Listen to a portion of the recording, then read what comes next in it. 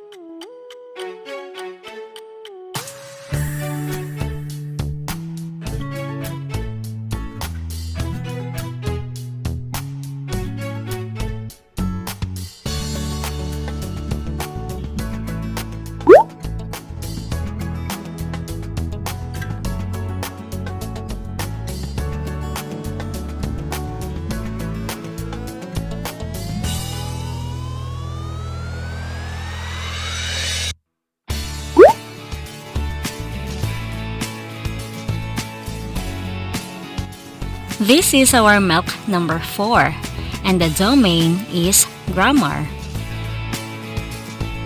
The learning competencies are: first, use emphasis markers for persuasive purposes. Second, scan for logical connectors to determine the text type. And the third one is use the appropriate reading style, scanning, skimming, speed reading, intensive reading, etc. for one's purpose. The number of days taught, together with all the activities, is 8. Let's have another activity. What you should do is read the text and identify if what grammatical category or parts of the speech are the underlined terms.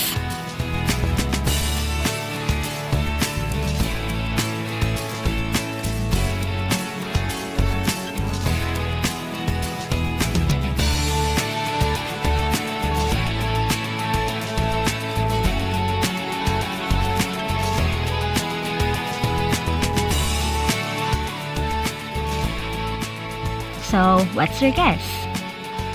It's a verb. The highlighted verbs in the text draw immediate attention by convincing and encouraging the readers. How about this one? Again, read the text and identify the grammatical category of the highlighted words.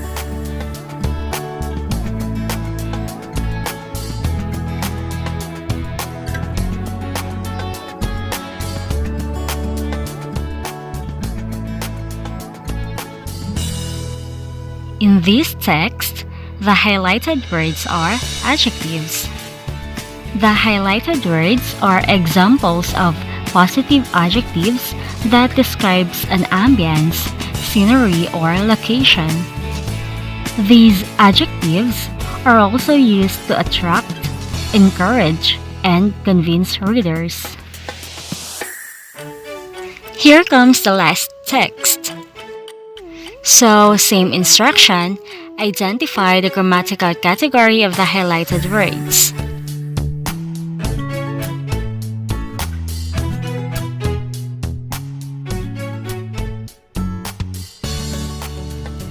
The highlighted words are adverbs, and those adverbs describe how the action happened to convince or encourage the readers. Our main lesson is persuasive text and its grammatical features. But before that, what do you mean by persuasive first?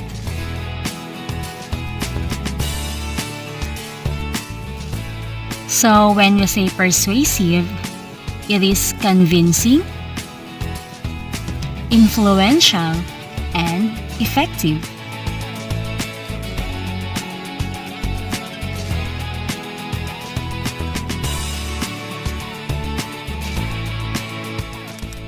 Persuasive text is a selection or passage that contains one's personal emotion, idea, or response to an issue. It provides one's standpoint as to how issues should be addressed and examined. It mainly expresses exposition, argumentation, discussion, review, and evaluation. Technically, expressing persuasion may exist not only in texts but also in pictures. When we say exposition, you are giving a comprehensive description and explanation of an idea. While in argumentation, you are discussing or debating an idea in a logical way. You are also proving something to be true or false. In writing a persuasive text, the write-up includes the following.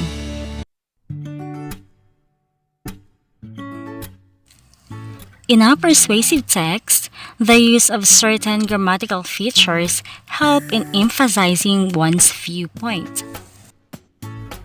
Commonly, understanding the context of verbs, adjectives, and adverbs aid in strengthening one's position. However, right choice of words still matters. Let's review the verbs first. Verbs express action or state of being.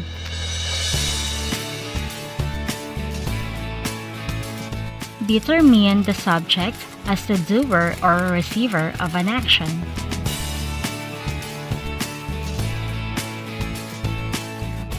Complete the thought of a sentence.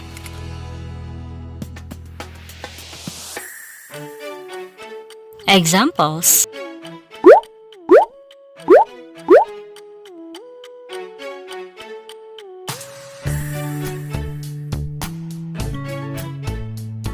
Verbs have four basic forms called principal parts: present, present participle, past form, and participle. Let's differentiate past form from a past participle.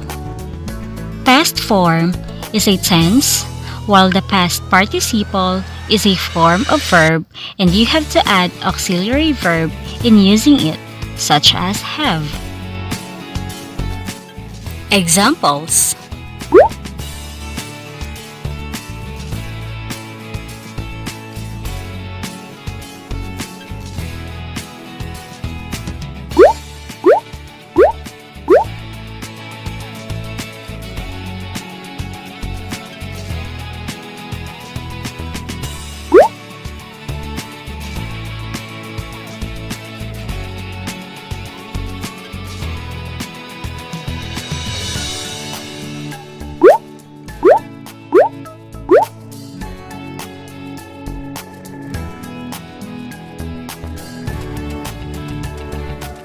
Verbs can also be classified as to being regular or irregular. Regular verbs form their past tense and past participle by adding "d" or "ed". The past tense and past participle of irregular verbs are formed by either a change in spelling or no change at all. Verb has also simple tenses: the simple present tense, simple past tense, and simple future tense.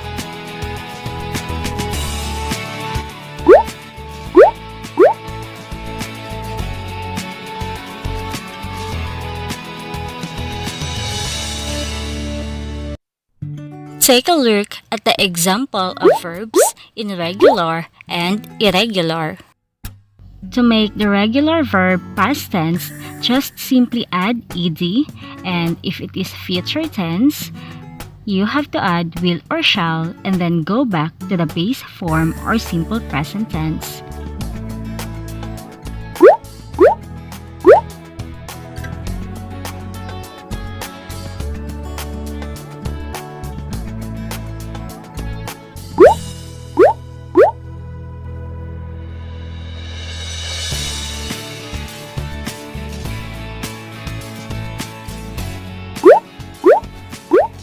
While in the irregular verbs, to make it past tense, you change the spelling.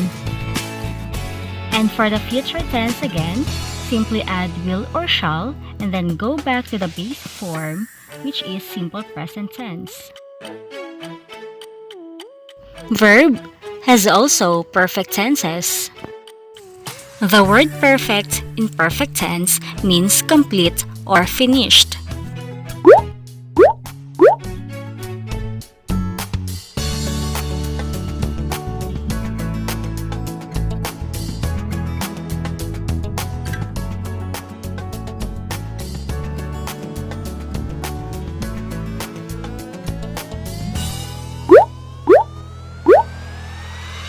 In the present perfect tense, the main verb is written in its past participle and is preceded by has for singular and have for plural. For the past perfect tense, the main verb is written in its past participle and is preceded by had. And for the future perfect tense, the main verb is written in its past participle and is preceded by will have.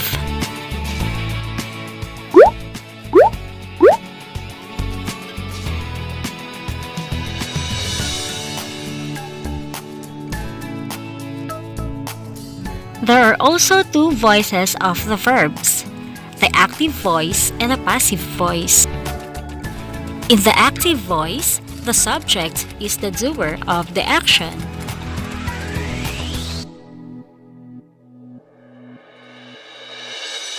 While in the passive voice, the subject is the receiver of the action.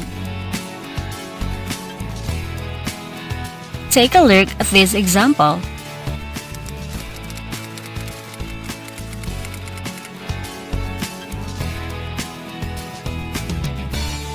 In this sentence, Kyla is the subject and submitted is the verb. Therefore, Kyla is the doer of the action.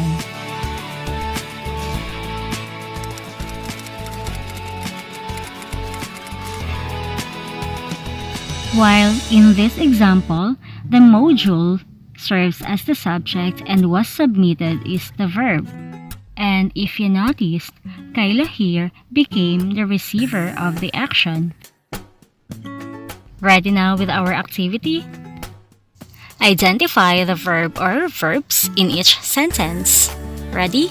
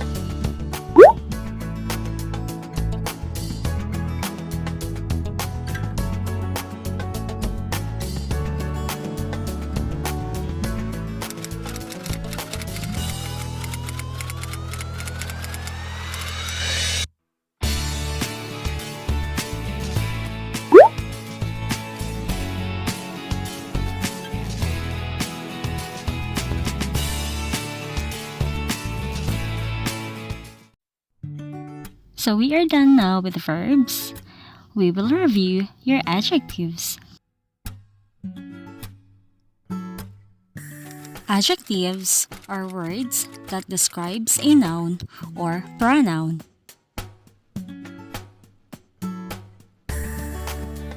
They answer the questions what kind, how many, or which one. In order for you to identify adjectives in a sentence, remember the acronym DOSASCOMP. D for determiner, O for opinion or observation, S for size, A for age, S for shape, C for color, O for origin, M for material, and P for purpose. And at the end, it is always a noun. Let's define the terms with examples. Determiner informs if the adjective is singular or plural, definite or indefinite, near or far. Take a look at the examples.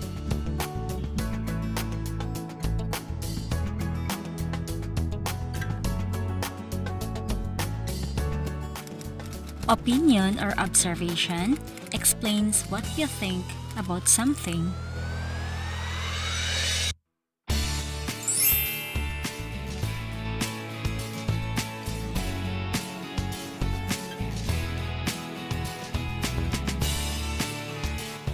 Size tells you how big or small something is.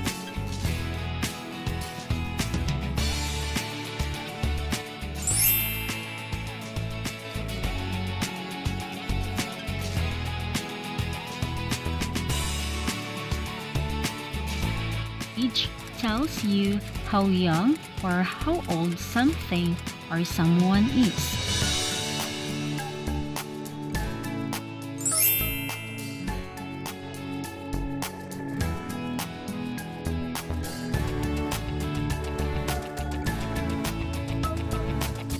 Shape describes the shape of something.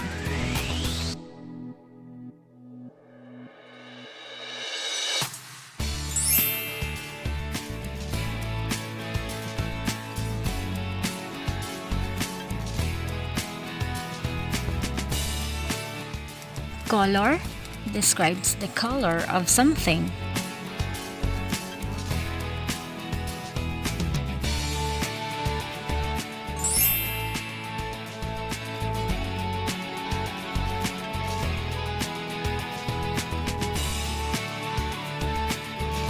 Origin describes where something or someone comes from.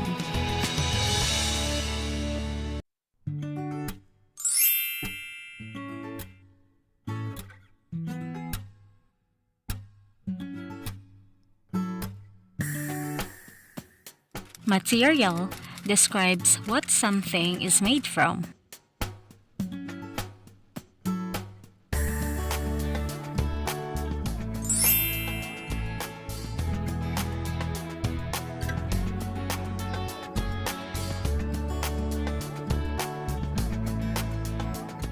Purpose describes what something is used for. These adjectives often end with ing. Take a look at the example. Sleeping bag, bag used for sleeping. Frying pan, pan used for frying. Cooking pot, pot used for cooking. Punching bag, bag used for punching. Noun, the figure that is receiving the adjective.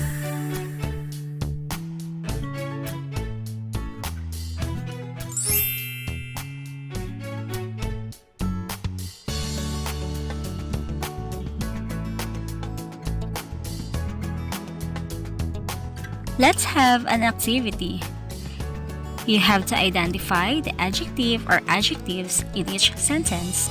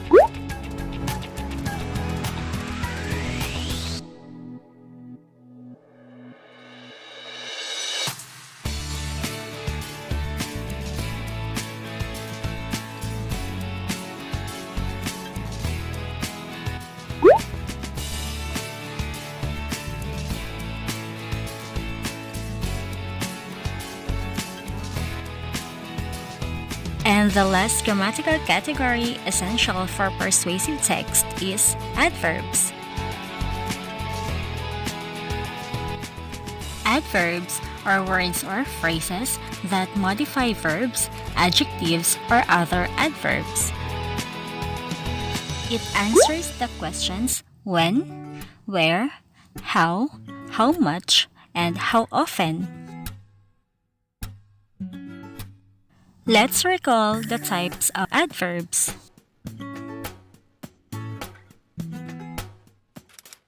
Adverb of time answers the question when.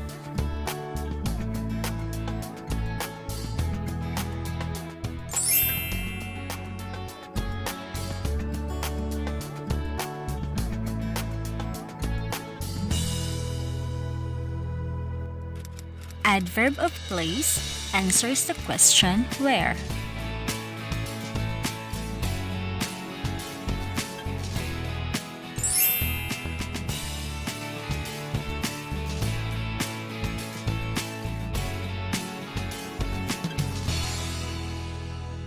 Adverb of manner answers the question how.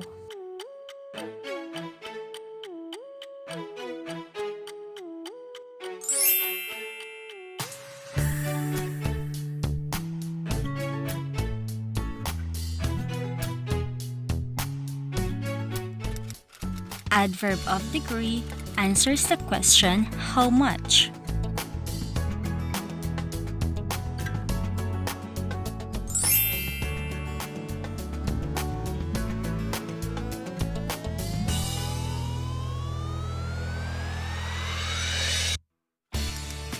Adverb of frequency answers the question how often.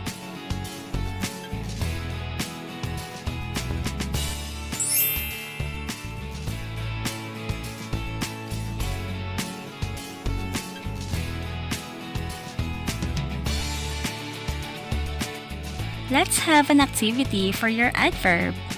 What I want you to do is identify the adverb or adverbs in each sentence.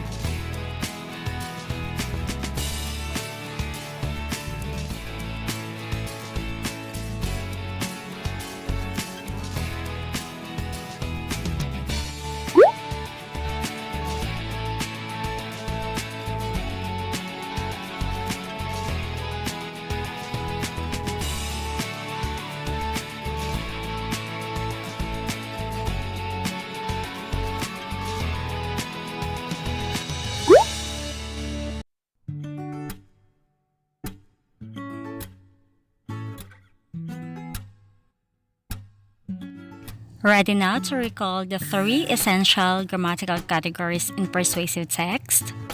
Let's do this activity.